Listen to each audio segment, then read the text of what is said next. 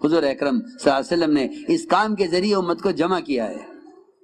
میں ایک عالم کی ملاقات کے لیے گیا مکہ مکرمہ میں، بڑے عالم، بڑے مفتیان میں وہاں کے، ملاقات ہوئی، کہنے لگے مجھ سے کہ میں اس کام کے خلاف تھا اور مجھے کبھی اس دعوت کے کام پر اطمینان نہیں ہوا، اور میں نے ہمیشہ اس کام کو بدعت سمجھا۔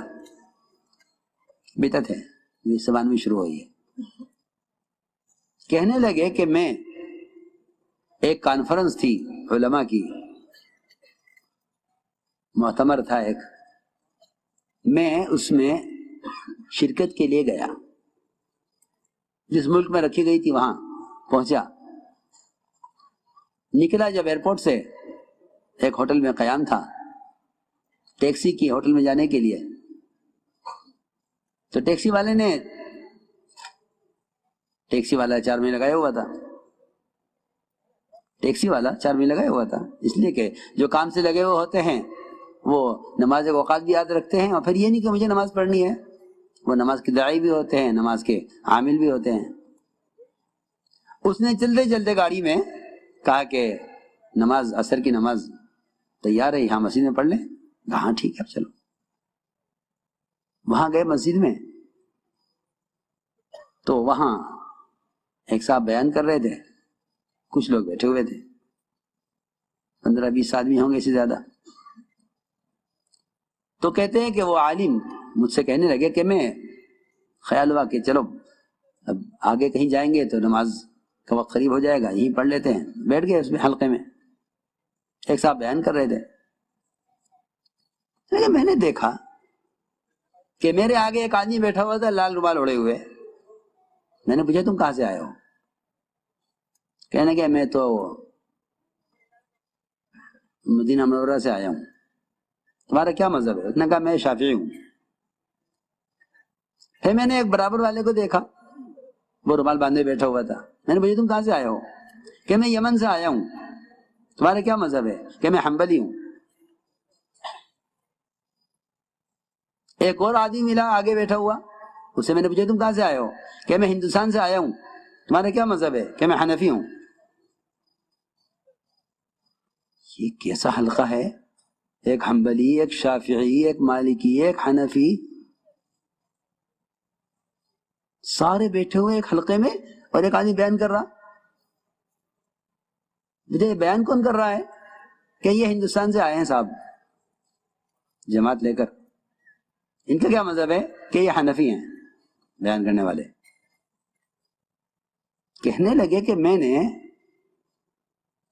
آج تک نہیں دیکھا، میں حرم میں مدتوں میں نے درس دیا حرم میں نے کبھی نہیں دیکھا کہ ایک مذہب کے حلقے میں دوسرے مذہب کا آدمی بیٹھا ہو۔ وہ حنفیہ کا حلقہ لگا ہوا ہے، وہ مالکی کا حلقہ لگا ہوا ہے، وہ شوافع کا حلقہ لگا ہوا ہے، ان کے شافعی امام ہیں، شافعی ان کے جو ہے مدرس ہیں، ان کے واعظ ہیں، وہ ان کے حلقے میں، وہ ان کا حلقہ ادھر، ان کا حلقہ ادھر۔ ایک طالب علم بھی پورے حلقے میں ایسا نہیں جو دوسرے مذہب کا ہو۔ یہ کون سی جماعت ہے جس نے سارے مذاہب کو جمع کیا ہوا ہے؟ جو بات کر کے فارغ ہوئے، میں نے پوچھا کہ آپ کون ہیں، کہاں سے آئے؟ کہنے کہ جی ہم تو جماعت ہیں، اور نظام الدین سے جماعت بھیجی گئی ہے ہماری یہاں کام کرنے کے لیے، اور ہم کام کر رہے ہیں۔ اور کہ یہ لوگ تو جنہیں ہم نے گشت کر کے جمع کیا ہے، یہ تو مقامی لوگ ہیں۔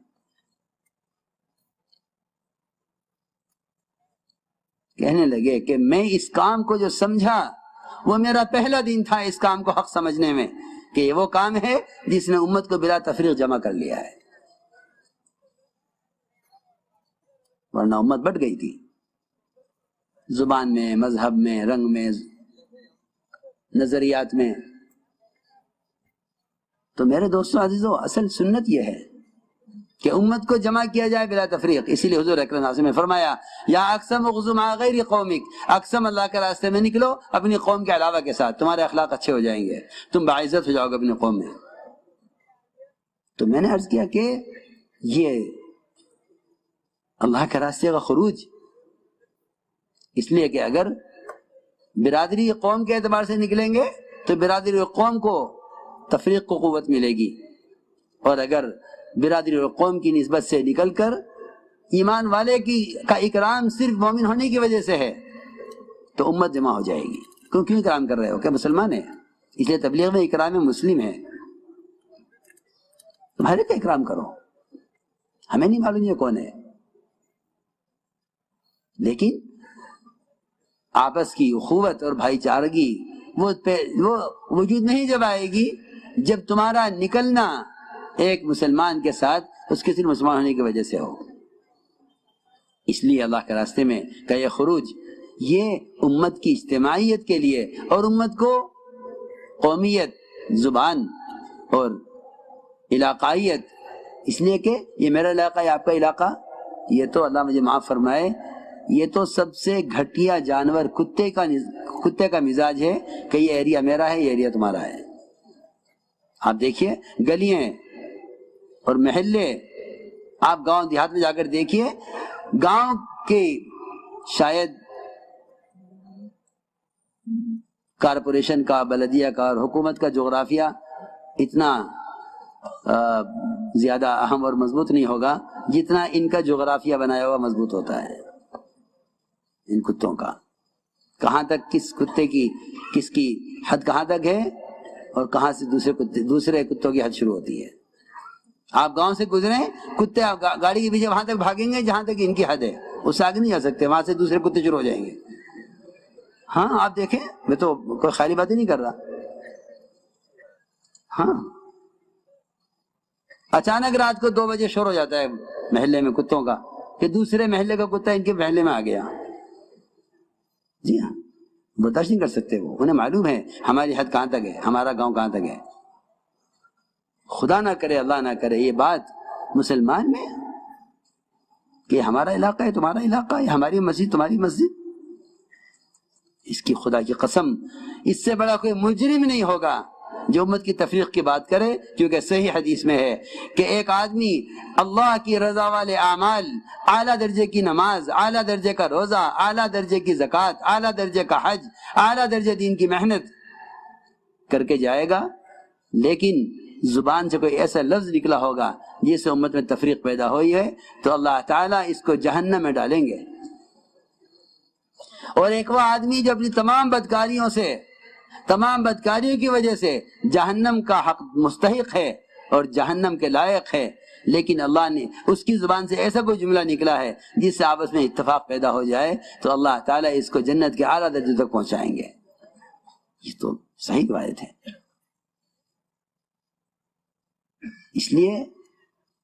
اس لیے فرمایا کہ نہیں، ایسا کوئی کام نہ کسی امت میں تفریق پیدا ہو۔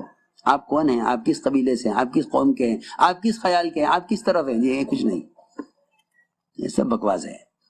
نہیں، سب کا اکرام کرو، اختلاف مت کرو، سب کا اکرام کرو، سب کو لے کر چلو، اور کام ہے کام کی طرح کرو۔ تم سے کوئی کام میں اختلاف کرے، کہہ دو بھائی ہمیں یہ ہدایات ہیں، ہم اس کے مطابق کام کر رہے ہیں، آئیے آپ بھی کریں۔ جی ہاں، اختلاف کے ساتھ اکرام ہے، اگر اختلاف کے ساتھ اکرام ہے تو اختلاف ختم ہوگا، اور اگر اختلاف کے ساتھ انتقام ہے تو اختلاف بڑھے گا۔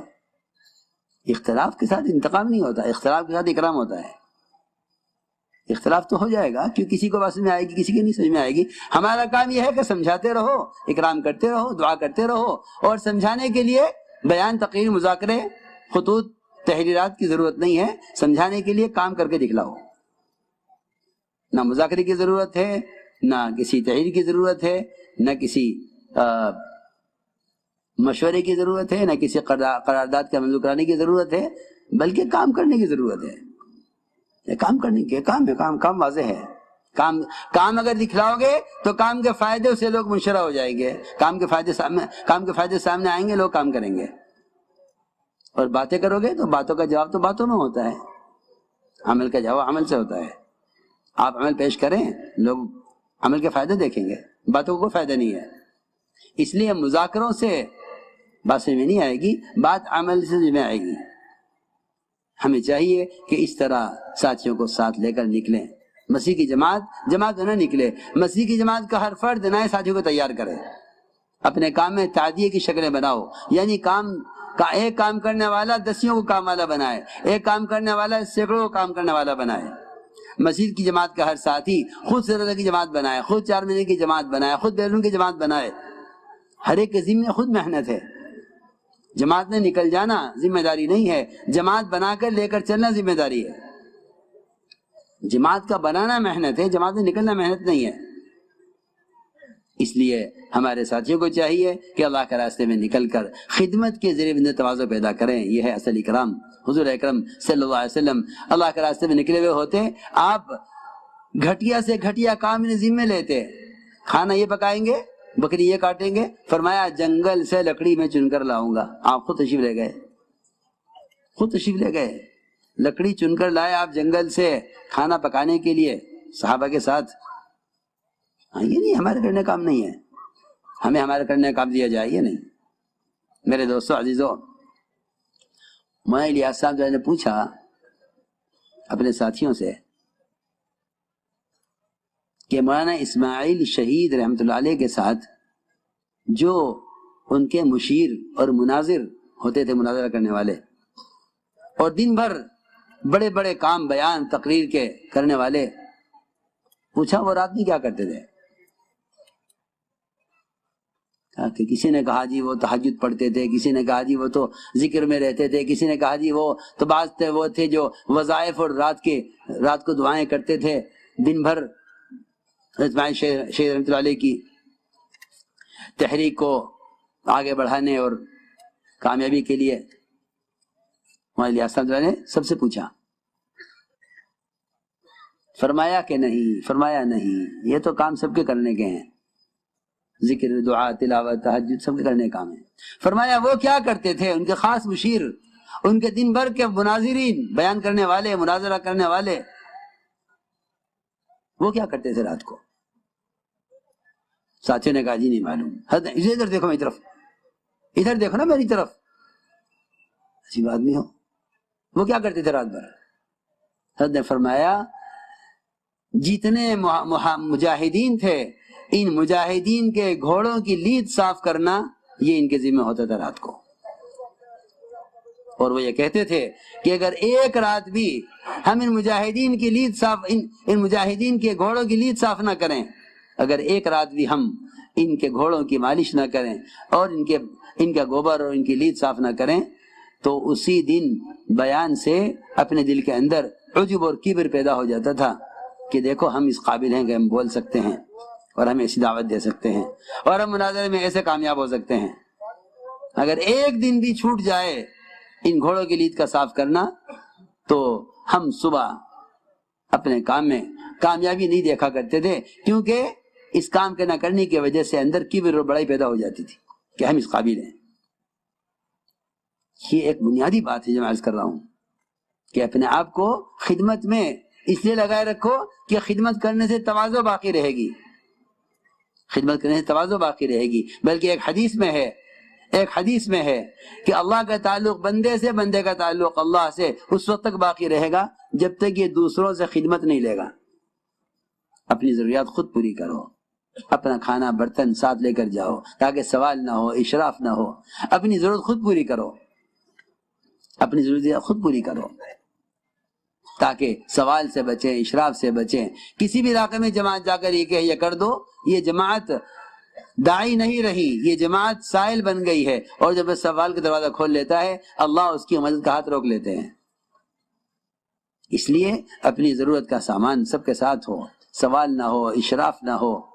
اس لیے کہ داعی وہ ہے، لکھا ہے علماء نے کہ جو دعوت اپنی جان و مال پر ہے وہی مؤثر ہوگی، جو تبلیغ دوسرے کے جان و مال دوسرے کے مال پر ہے وہ تبلیغ مؤثر نہیں ہے۔ اس لیے کہ مال خرچ نہ کرنے کی وجہ سے اور خود اپنی جان نہ کھپانے کی وجہ سے اس کا مجاہدہ ناقص ہو جائے گا۔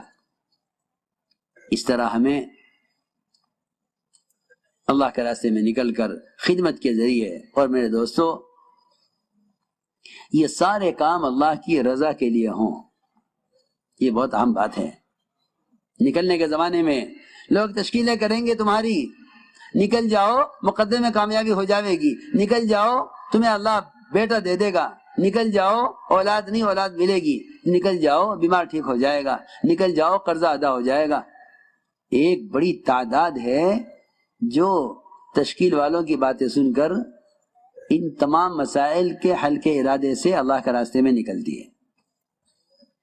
نہیں، یہ بھی اخلاص کے خلاف ہے، یہ بھی اخلاص کے خلاف ہے۔ یہ مجھے نکلنا اللہ کے لیے ہے، اللہ کا حکم ہے۔ وہ واضح ہو کر وعدے پورے کر دیں، ان کا فضل ہے، ورنہ میرا نکلنا اس کے لیے نہیں ہے، میرا نکلنا اس کے لیے۔ میں نے کل بھی عرض کیا تھا کہ ان خیر کے مواقع سے لوگ دنیاوی فائدہ اٹھانا چاہتے ہیں۔ دکان لگا لیں مسجد کے قریب، دکان لگا لیں اجتماع میں، دکان لگا لیں، دکان لگا لیں تبلیغی اجتماع میں، تاکہ آنے والے مجمع خریدے گا۔ اتنا بڑا مجمع کہاں ملے گا کسی تاجر کو؟ اتنا بڑا مجمع کہاں ملے گا؟ جیسے میلوں میں لوگ آ کے دکانیں لگاتے ہیں اور اسے کما کر لے جاتے ہیں، ایسے ہی تبلیغی اجتماعات سے لوگ اپنے تجارت کو اپنی کمائی اور تجارت کے لیے تبلیغی اجتماعات میں آ کر دکانیں لگاتے ہیں اور اس سے کما کر لے جاتے ہیں۔ نہیں، خدا کی قسم، دعوت اور عبادت کمائی کے لیے نہیں ہے۔ کمانے کی دنیا پڑی ہے بہت۔ جو خیر کے مواقع کو کمائی کا ذریعہ بنائے گا، جو خیر کے مواقع کو کمائی کا ذریعہ بنائے گا، وہ ہدایت سے اور اجر سے میلوں دور چلا جائے گا۔ نہیں، ہرگز نہیں، یہ کمانے کی جگہ نہیں ہے، یہ کمانے کا مواقع۔ ابو درداء فرماتے رضی اللہ تعالیٰ عنہ، مجھے یہ بات پسند نہیں ہے کہ میری دکان مسجد کے قریب ہو، روزانہ 300 اشرفیاں کماؤں، کھڑے سونے کی اشرفیاں، اور اس طرح کماؤں کہ نہ جھوٹ ہو، نہ غبن ہو، نہ سود ہو، نہ دھوکہ ہو، اور ایسے کماؤں کہ میری تکبیر اللہ فوت نہ ہو، اور یہ 300 اشرفیاں کما کر ایک پیسہ اپنے پاس نہ رکھوں، سب اللہ کے راستے میں خرچ کر دوں، تب بھی مجھے پسند نہیں کہ میری دکان مسجد کے قریب ہو۔ لوگ دکانیں لاتے ہیں مسجد کے قریب، مسجد کے بننے سے پہلے ہی نماز کا تقاضا نہیں، دکان کا تقاضا ہے کہ مسجد میں دکان نکال دو، ہم دکان خریدیں گے۔ اللہ اکبر!